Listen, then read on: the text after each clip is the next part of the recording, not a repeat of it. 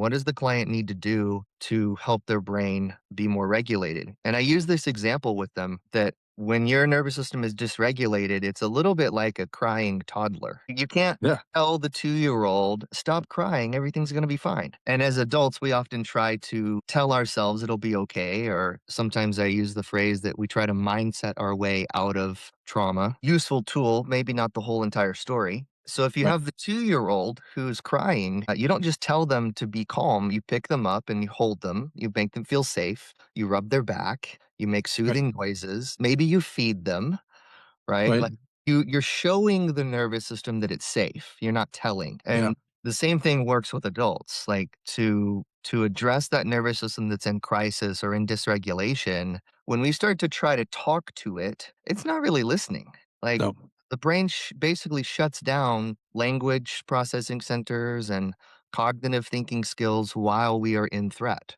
And Right. so it doesn't work to tell your client everything's going to be okay. We need to show their nervous system that it's actually safe Right. and then repeat that with enough frequency so that it can have the neuroplasticity behind it to really make it sticky so that it stays there despite whatever ongoing loops that they may be facing. Well, neuroplasticity also shuts down, goes very Exactly. low, right? Yeah. So the genes that regulate that are downregulated along with the immune system. So you got a perfect recipe for disease and injury Yep. coming in because Exactly.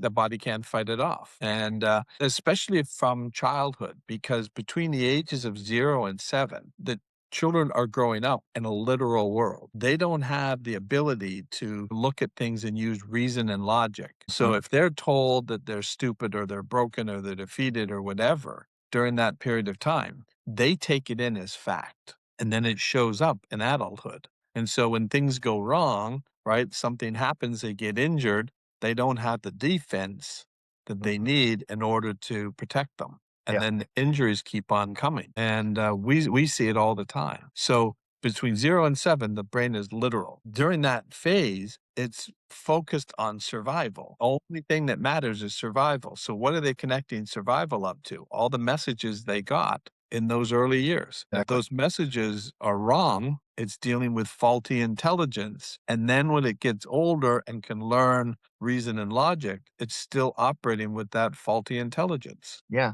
It's gone through so many experiences where we say that your expectation creates your reality. And so Yeah. if you silly example here, but if you were to get invited to a party on a Friday night and you're like, oh, I really don't like parties, but you go anyway, your experience there is probably going to reinforce your own belief. Like you probably sit in the corner, you don't really Yep. talk to people, you don't try the new food or get up and dance. And on Monday morning, someone goes, "Hey, how was the party?" And you go, "Well, it wasn't that great." Different person gets invited to the same party. They're like, "I love parties." They're going to show up, talk to new people, dance with the music, try all the new foods, have a great time, get asked on Monday morning, "How's the party?" And they go, "Oh, it's amazing." Right? So in that from that childhood experience, what you were just talking about, when we go through years of personal experiences where the nervous system is, you could say it's looking through a certain lens. It has a certain paradigm where it's expecting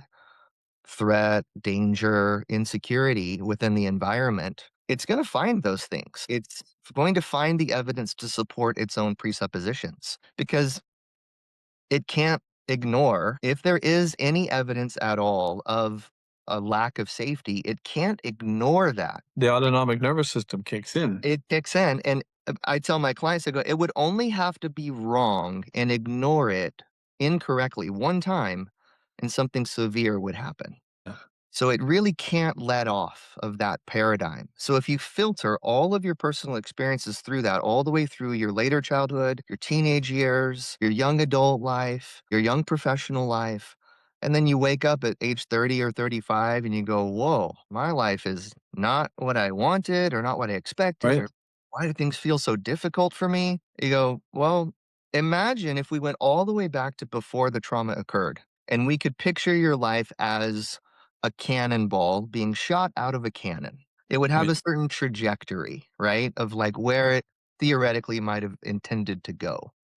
Right. But when we introduce that trauma, it's like we put this weird spin on the ball, and it was still shot out of the cannon, pointed in the same direction, but as the spin affected the ball, right, and it started to Yeah. curve and go in the other direction, and it just curves more and more and more, and when we fast forward those 30 years into the future, the intended trajectory might have been straight ahead, but maybe you ended up over here in left field. Yep. And you go, how do we get back closer to the intended, or at least how do we straighten the trajectory from here forward so that things aren't so difficult?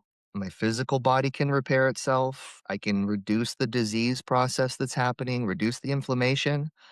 And the answer is always nervous system regulation. That's where it starts. It all comes down to that. So I Uh, find it really just so interesting and so significant, that ongoing process of reinforcement and perception that causes us to get farther and farther into either a trauma response or a protective mechanism. And then when you finally meet with someone like your institute or you meet with us and you're like, okay, I want to do something about this, like, well, there's a lot of experiences that we're gonna have to regulate through because your brain has right. learned, it's been conditioned at this Yep. point to view things in a certain way.